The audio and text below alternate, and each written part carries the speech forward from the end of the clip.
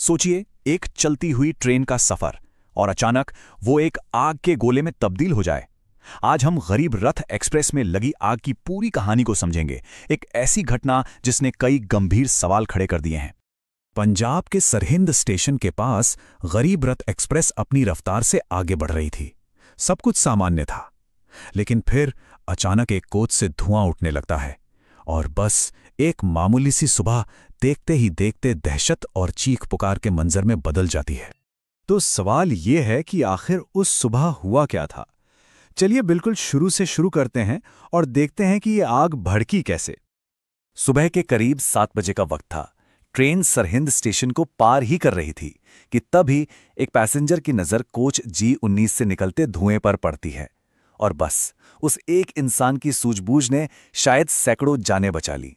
बिना एक पल गवाए उसने शोर मचाया और इमरजेंसी चेन खींच दी। जी हां, ये सारी कहानी शुरू हुई कोच नंबर G19 से।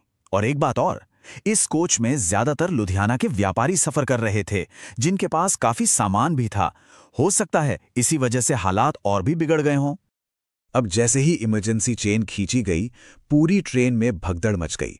तो सोचिए, उस खौफ के माहौल में लोगों ने अपनी जान बचाने के लिए क्या-क्या किया होगा।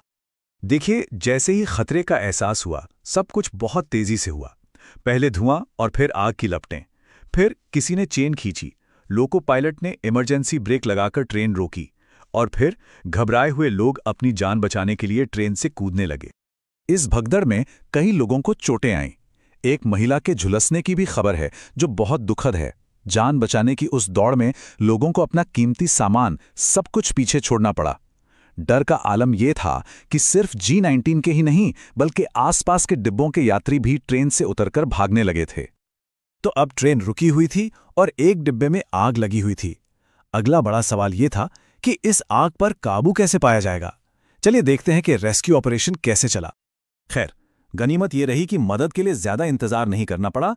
रेलवे पुलिस यानी GRP, लोकल पुलिस और फायर ब्रिगेड की टीमें सब फौरन मौके पर पहुंच गईं और आग बुझाने के काम में जुट गईं।